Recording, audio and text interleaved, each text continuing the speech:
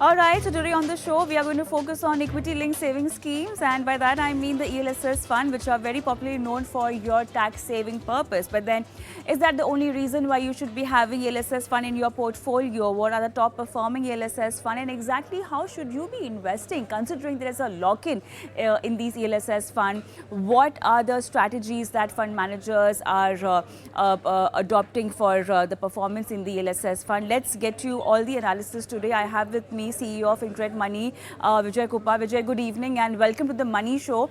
And today on the show, you're going to help our investors understand the right way of putting money in an ELSS fund, apart from it being a tax-saving instrument.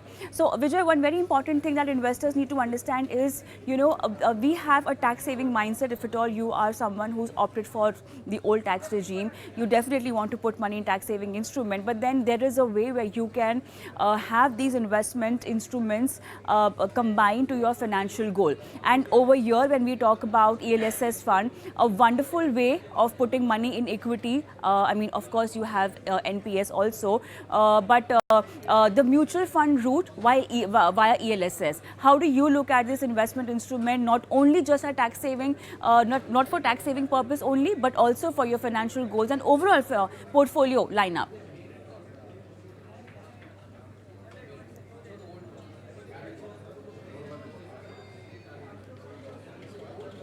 I think you are on mute, Vijay.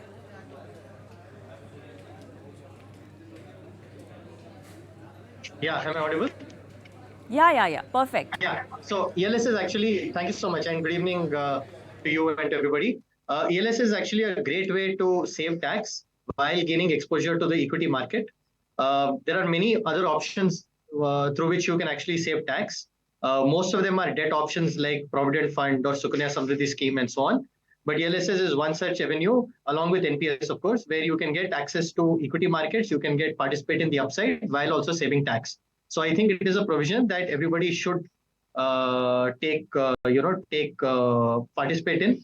And especially if your asset allocation is more tilted towards debt, like FDs, then this is an excellent way for you to also gain the dual benefit. So we strongly recommend, for you to use this provision. Now, ELSS schemes are nothing but mutual fund schemes, which have an exposure to different types of underlying. So you have large cap ELSS schemes, you have mid cap schemes, you have multi cap schemes. So fundamentally, it is nothing but a mutual fund scheme through which you're getting exposure to an underlying market.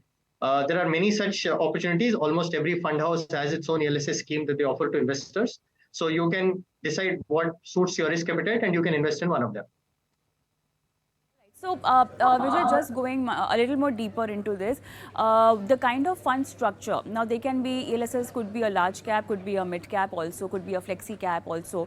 But in terms of portfolio allocation, in terms of exposure across market caps, if we talk about the strategy a fund manager can adopt, how different are ELSS schemes from a regular mutual fund?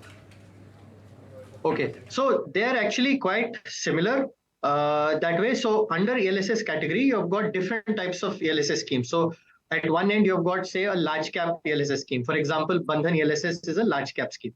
Then you've got a multi-cap scheme. Multi-cap scheme is like a DSP ELSS tax saving scheme is a multi-cap scheme. Then you've got some passives. So like a 361 ELSS is a passive fund. Then you've got a Zerodha ELSS scheme, which is a 250. It tracks Nifty 250 scheme. So it's a large and mid cap. So you've got a variety of variety of themes on which your people have made ELSS schemes. So it could fit in, and these schemes mirror the non-ELSS schemes or the normal schemes of that same category. So you could invest in either one, but because this has a tax advantage, then it's better off to invest in these kind of schemes. All right. So now looking at the different kind of market caps, the type of ELSS funds that we have, how can one make sure that you are not over diversified in a particular category fund? Considering you have an ELSS, but how do you also review the existing exposure in your portfolio across market caps to ensure the kind of ELSS you need to have in your portfolio, which not only gives you tax saving benefit, but also serves the purpose of diversification that might be needed in your portfolio? Actually, that's a very good point. Often we find that when mutual fund investors, they typically have 10, 20 different schemes.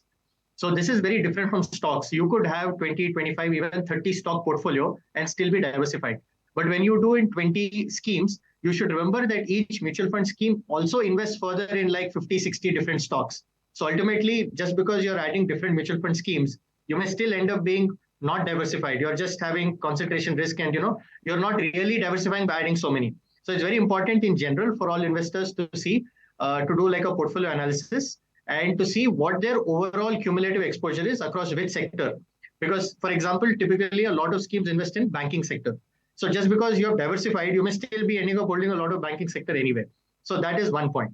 Now coming to ELSS, now once people have done the portfolio analysis and they figure out that, okay, I seem to have a lot of mid and small cap exposure in my regular portfolio, then they should look at diversifying it and taking a large cap ELSS scheme. So this is how they should. Or if they have a lot of large cap, then they can look at having a mid and small cap.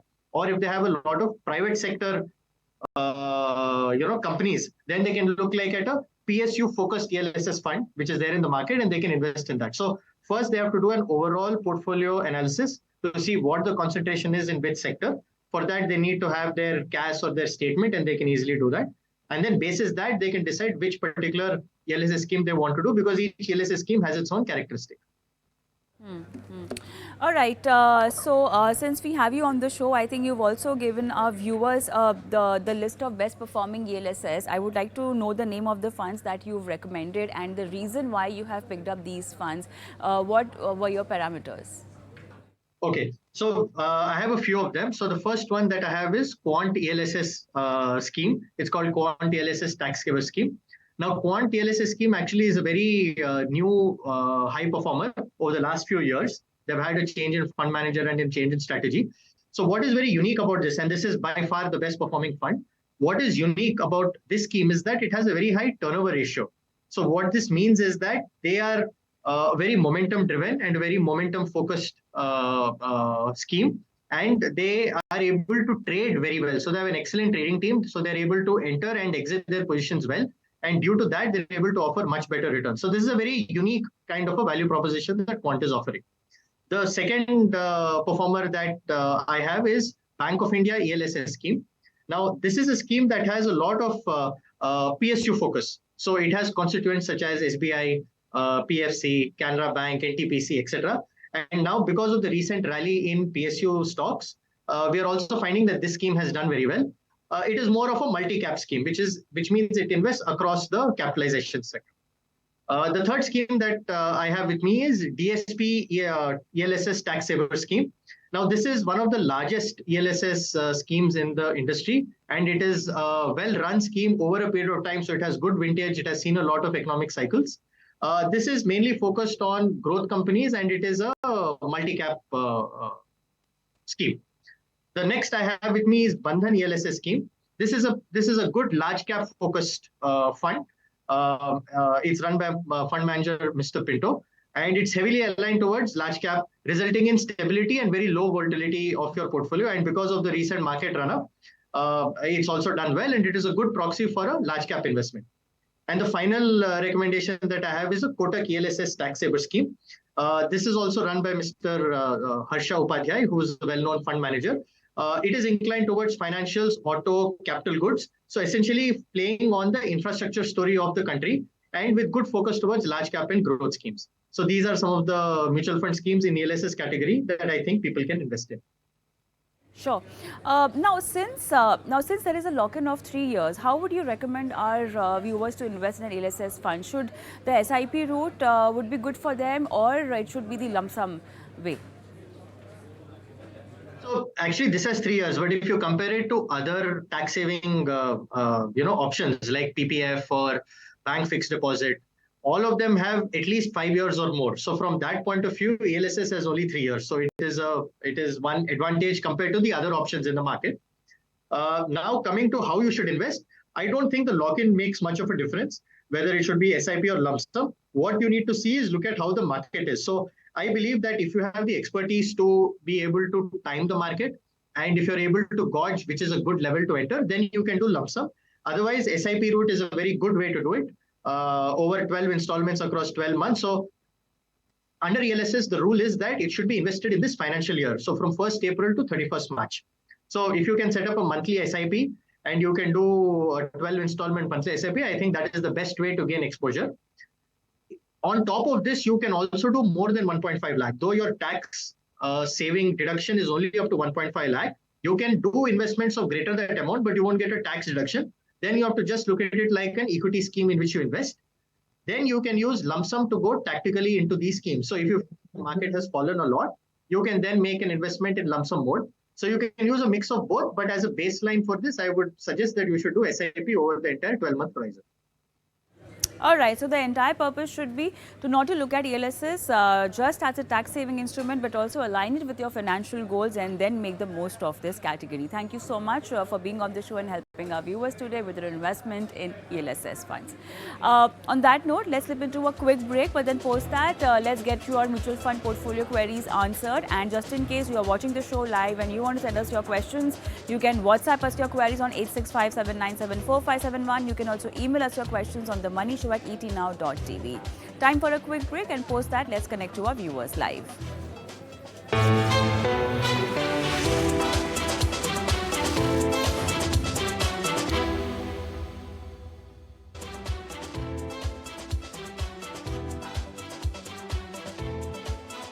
The Money Show with me, Kavita Thapliyal, and now it's time to get your portfolio queries answered, because there are a plethora of funds available in the market to invest your hard-earned money in. But how do you assess which is the right fund for your portfolio? What are the criteria that one should look at to help you navigate through this maze? Today I have with me Shweta Jain from Investography, and in case you are watching the show and want to send us your queries, you can WhatsApp your questions on 8657974571. You can also email us your questions on the Money Show at etnow.tv. Shweta, hi, good evening and welcome to the show. We have our first viewer connected, which is Mr. Rakesh Sharma. Mr. Rakesh, good evening. Thank you so much for sending us your questions, sir. How are you doing today? Yeah, good evening, ma'am. I'm doing well. What about you, ma'am? I'm doing good. Thank you so much. I believe you are investing in SBI small cap for almost a year now, but there has been no significant gain, which is why you're confused as to make an exit from this fund or stay put, right? Yes, ma'am. Yes, ma'am. Okay. Interesting question. And Shweta, since we are talking about a superb rally in mid-cap and small cap, you know, it's very important for an investor to understand and to have the right kind of exit strategy also from a fund. Shweta, so when you're talking about SBI small cap, what could be the major reason of underperformance as compared to the peers, and should Mr. Rakesh be exiting from this small cap category fund? Hi, Kavita. Thanks for having me on the show. So Mr. Rakesh has been investing for a year, and I'm assuming it's a SIP, if not a continuous investment at various levels. Now, SBI small cap has been a performer. Of course, it hasn't as done as well as some of the other schemes in the category. But I think giving it time is one of the reasons that we tell that, you know, equity has to have at least 3 to 5 years of exposure. Otherwise, one will keep jumping from one scheme to the other and chasing out performance. That's not something that we want. SBI has a good amount of small cap, but it has close to 50% in small cap at the moment and about 10% in mid cap. So it does have large cap as well, which other schemes may have a little more exposure to small cap. And hence there might be a little bit of underperformance, so he's not seeing performance. I would request him to hold on to this, because while he's a new investor for the last 1 year, a lot of investments would have happened in the recent months and at various high in the market. So I would request him to hold on and not judge his scheme that soon. Some of the, like I said, some of the reasons could be it has maybe lesser small cap exposure. It also does have higher portfolio turnover ratio that we've seen. That could be another reason where we're seeing costs. But I would request him to hold on. It's too early to judge the performance just within a year. Mr. Rakesh, is there anything else you want to ask Shweta? No, thank you, ma'am. Thank you. I have long All the vision, best. actually 3 to 5 years vision is there. Thank you. All the best. We move on, and Shweta, next question is via email from Mr. Gopiraj. He's doing an SIP of 10,000 in HSBC midcap fund for 5+ years, and the returns have been moderate according to him. And now he's thinking of switching to a good midcap fund, and there he wants to invest by SIP. So he wants to understand as to how can he select the right mid-cap fund, and how can he track the compounding returns in the new fund also. And his entire corpus right now is in HSBC mid-cap fund, and which is what he is planning to move to the new fund. So what should be his strategy? So I think Mr. Gopiraj needs a little diversified portfolio, not just one scheme. Of course, there will be ups and downs in the scheme. HSBC midcap has been a good performer, I would say, not just a moderate in the last few years. It hasn't been in the top quartile or the top couple of schemes, but it has done reasonably well. And investors are quite happy with the scheme's performance because they don't see it very volatile. Having said that, just having one scheme isn't really a great strategy. I would request him to actually have a couple of schemes instead of just one.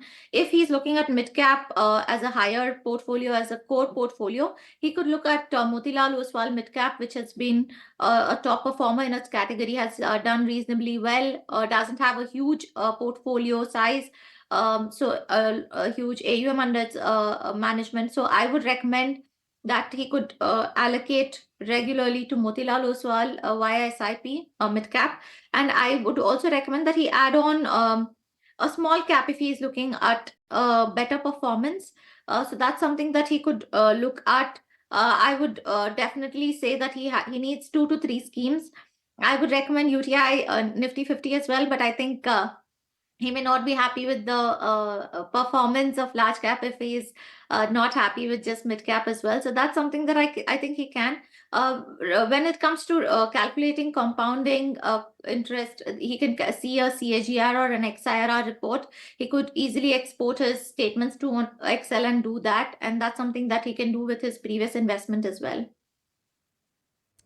All right, so that's a word for Mr. Gopiraj. We move on to our next question, which is from Mr. Natarajan from Bangalore, Shweta, and he's been investing in ICICI Pru mutual funds through SIP since last 4 years, and he's received good returns. But now he wants to switch his entire investments and profits to Nippon, Mahindra, or HDFC AMCs, specifically in mid cap or small cap funds. So I don't know if the strategy is really right, because he's just named us the AMC's names, and we don't know any we don't have any scheme specific details out here. Although having all your money in one AMC is something that you should not be doing, definitely, and I think that's the only where we can actually try to explain him the strategy with considering the lack of details that we have of his portfolio. Shweta. Absolutely, Kavita, agree with you there.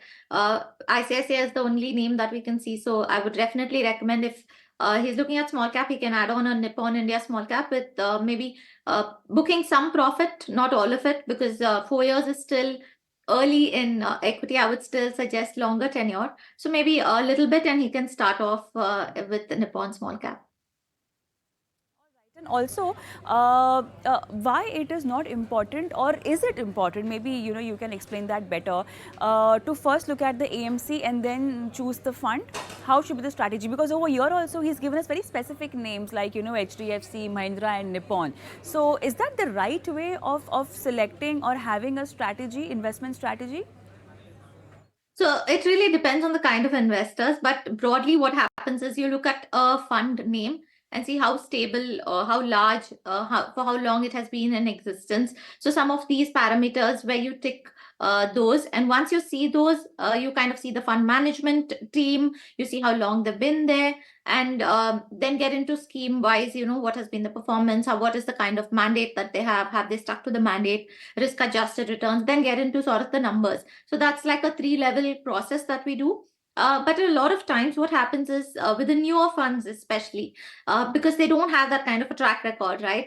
They don't have that kind of AUM, etc. So what happens is we generally recommend that people stick to some larger names as a core part of their portfolio and explore the smaller ones as they grow, because then they sort of get into it early. And also sometimes it's easier for the smaller fund houses to come up with innovative schemes, or